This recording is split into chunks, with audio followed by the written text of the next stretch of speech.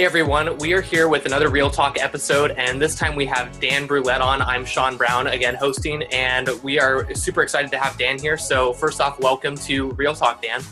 All right, thanks for having me. Yeah, so first off, give people a little bit of background for those of you who don't know Dan. Dan is based out of Omaha, Nebraska, and is an amazing senior and commercial photographer. But Dan will give you a little bit more of his background and kind of how he got started with photography, kind of what made him pick up the camera, and kind of where he is today. Yeah, I got interested in photography back when I went to college. I went to Iowa State University way back in 2002, and during my freshman year there, my roommate was a graphic design major, and he just had a copy of Photoshop sitting around, so I picked that up, started playing with that. On the computer side, eventually got sick of editing other people's photos and bought a camera in about 2003 or 4 and kind of took off from there and started shooting seniors back in 2004. And then slowly over the next 13 years that evolved into what it is today. So I do, like Sean said, I do commercial work, seniors, and kind of everything in between. So. Yeah, and so just for people who I've obviously talked to you a little bit, so I kind of know a little bit more of your story, but there was a period of time where you actually moved to New York and then back to kind of the Midwest. So kind of what was like the biggest thing that you kind of took away from moving around and meeting different people and that sort of thing? Yeah, well, I guess to elaborate on that, when I started into photography, one of the biggest inspirations for me was I would go to Barnes & Noble and I would just sit and look through all the magazines like ESPN magazine or Vogue or any of the fashion, sports, editorials that contain pictures of people. That was kind of my main thing, using cool lighting to make pictures of people. And I had a studio in Iowa from about 2005 to 2010, and end of 2009, I went out and visited New York, really loved it, decided when my lease was up on my studio that I was going to make the jump. And, with all the magazines I was looking at, most of them were based in New York, and I wanted to kind of get a better feel for that and kind of chase that dream. So in 2009-10, I moved out to New York. I lived out there for a few years. Had different places I lived, worked with tons of people, met a lot of people that I still talk to all the time now and work with. So I kind of made those connections. So that way, when I felt my time was up out there, which was around 2013, I decided to move closer to home, came back to Omaha, decent Midwestern-sized town, about 1 million people, where I had access to an airport to continue doing the commercial and editorial work, but just wanted to be a little closer to home. So that's kind of the full circle, and now I've been in Omaha ever since.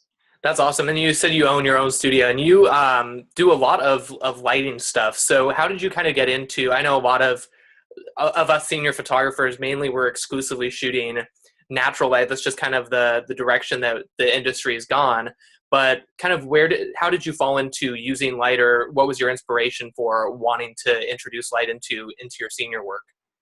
Yeah, back when I first started, I would hang out on different forums and things like that, pre-Facebook. And one of the guys on the forum was a kind of a fashion shooter from Brazil, and he always had shots that had just great lighting.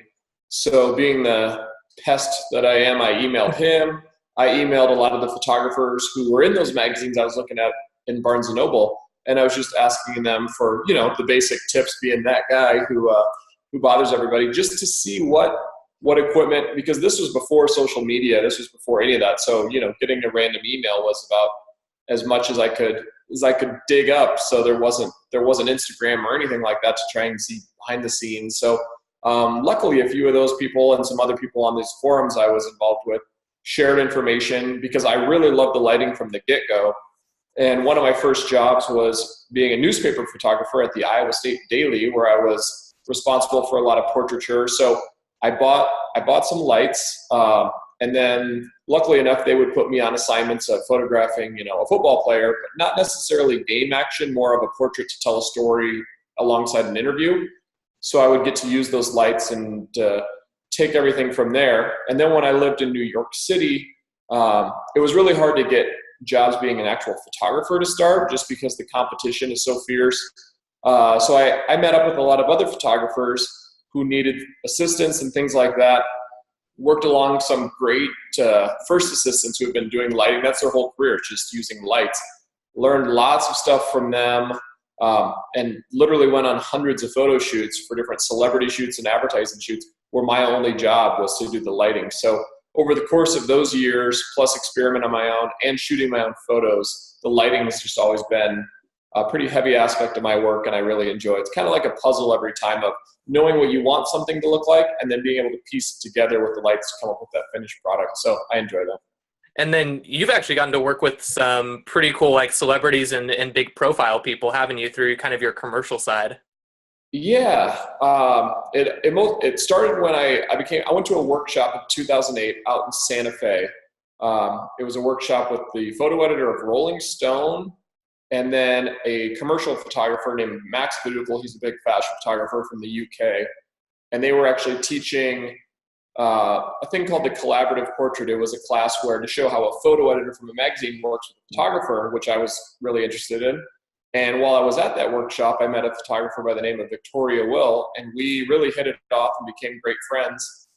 She lived in New York, so when I moved to New York and didn't have work as a photographer, she was actually the celebrity photographer for the Associated Press. So anytime anytime an actor, a musician, an athlete, anybody like that had something new coming out or were in the news, the Associated Press likes to do an interview and a story, and she would be the photographer for those stories. But being a one-man show was a little hard for her to get everything together.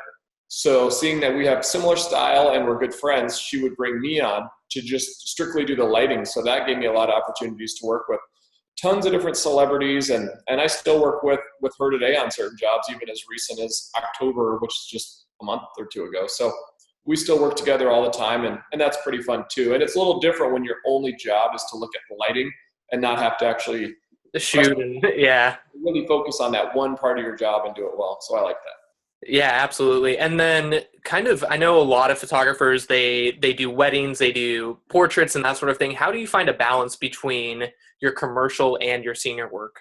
Yeah, it's tough because it's one of those things where, generally speaking, with commercial work, a lot of people who hire you don't want a jack of all trades. They just want that master of one. So being able to really focus within your commercial work, and then on top of that, I am still photographing seniors quite a bit all summer, especially here in Omaha. So having that balance of not getting behind or not neglecting one part of the business is tricky. But I think just, with how you schedule your time and make sure that each week, I can't focus just day to day or say a half day on this and a half day on that.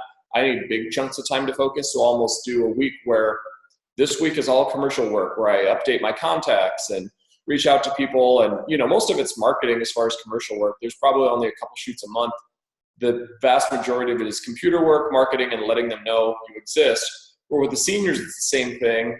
However, being in this market where I am, I haven't done as much marketing because I just get word of mouth clients, and I'm a smaller studio. It's just me here. So I only photograph a couple dozen seniors per year. So it's a little easier as far as marketing goes. So I'd say most of my time goes to the commercial side, as that fills up most of the calendar, but then the seniors are definitely there. But it is tricky to focus. I have friends who are wedding photographers as well, and that obviously is a whole weekend commitment, week in and week out. So, and then you have all your other clients during the week. So it's tough, but I think you just have to figure out how to break it down into blocks where you can focus and make sure that you're not just spinning your wheels, but you're actually making progress.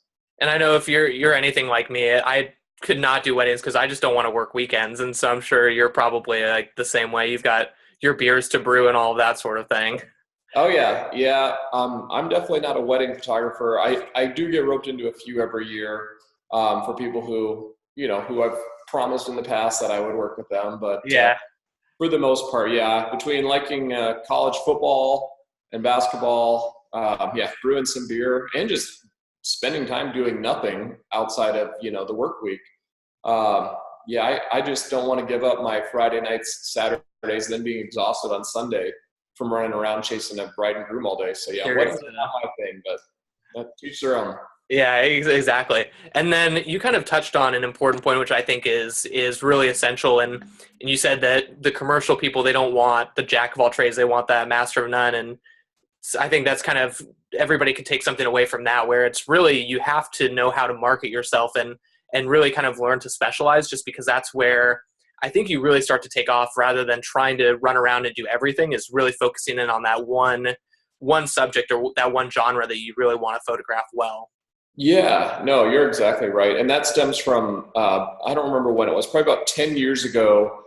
There's a couple times a year out in California or New York where you can sign up and pay to do a portfolio review. And basically what they do is they'll bring in big time magazine editors, a lot of ad agency people, and it's almost like speed dating. You get a 20-minute seat at a table across from one other person from a magazine or an ad agency. They look at your portfolio and give you tips and pointers and kind of go over everything. They're looking for new photographers to work with, and you're looking, as a photographer, you're looking for feedback into your work. And my first portfolio review, I was that jack of all trades. And I went in there thinking, oh, this is great, because if there's a portrait person, I can do that. I had some cars in there. I had some fashion. I had all this stuff. And someone looked at me and they said, okay, if I'm looking for a photographer to do this, I see your work and I don't know what I'm going to get back, because you shoot everything, so I can't pinpoint what you're going to give me. And she said, if money were no object and you were just photographing out of pure passion for photography itself, what would you photograph? You know, if there was only one thing you could photograph that you would wake up every day and be excited about it. And I said, well, probably using lights to create kind of cinematic portraits of people.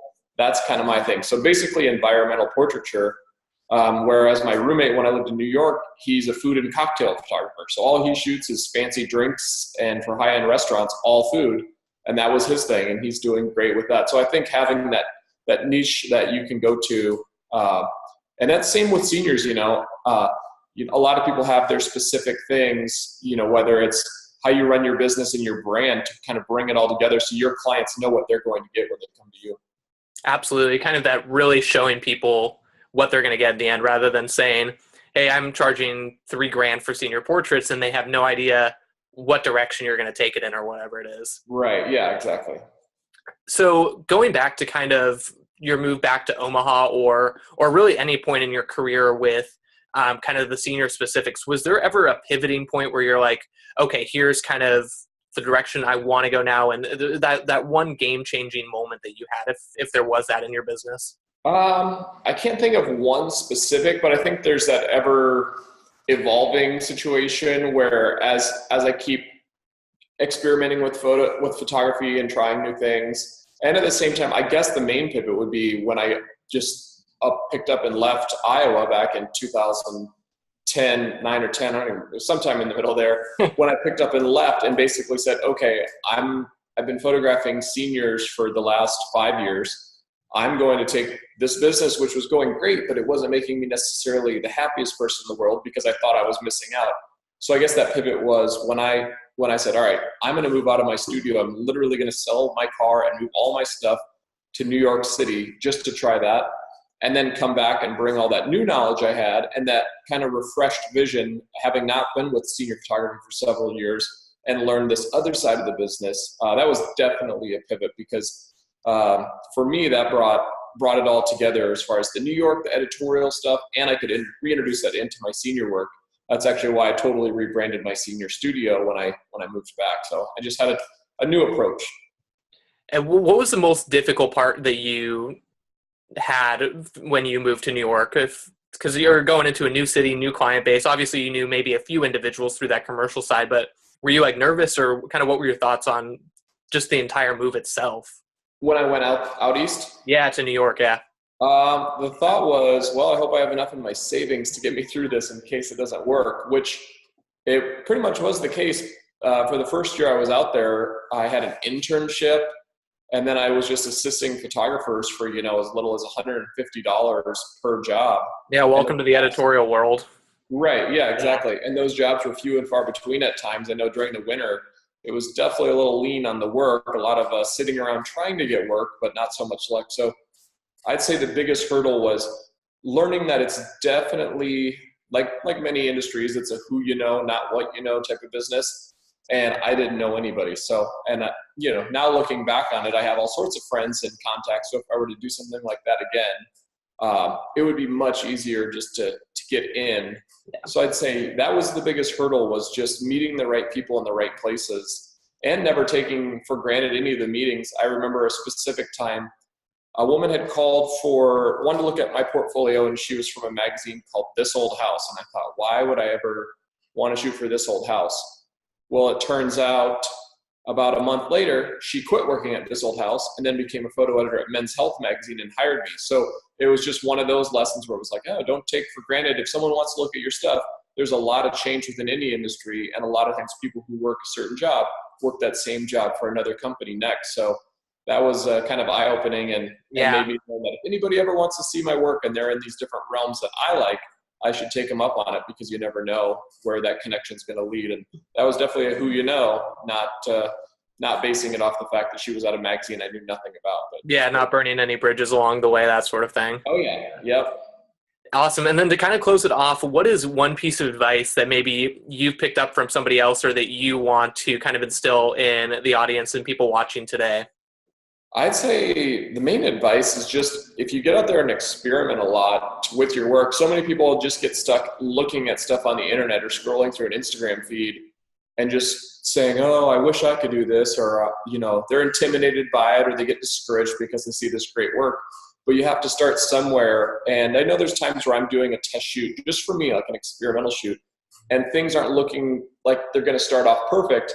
But as far as a setup or a location, and a lot of times that can be discouraging in itself, and you think, well, I'll just not do this today. I'll just do it another day. Well, rarely is everything going to line up perfectly. So sometimes just powering through that, even if you don't have the gear or the right location or the best model or styling or anything like that, just creating something, because that kind of gets your wheels turning and gets you moving to the next shot. I feel like creativity is kind of spawned by other creative things you do. So just forcing yourself to get off the couch or get off your phone and go out there and shoot something and try it can kind of help steer you to the direction you want to be and motivate you to do stuff in the future. Yeah, I think it's just getting out and doing the work, because if you sit there, you're just churning the wheels at that point. You're not doing anything. Exactly. It's awesome. So where can people find you on Instagram, Facebook, or if you even have a Facebook page for your business, that sort of thing? I do not have Facebook. That's what I was about to say, yeah. Personal or business, I pretty much can't stand it. However, I do have Instagram. It's just at Dan Brouillette.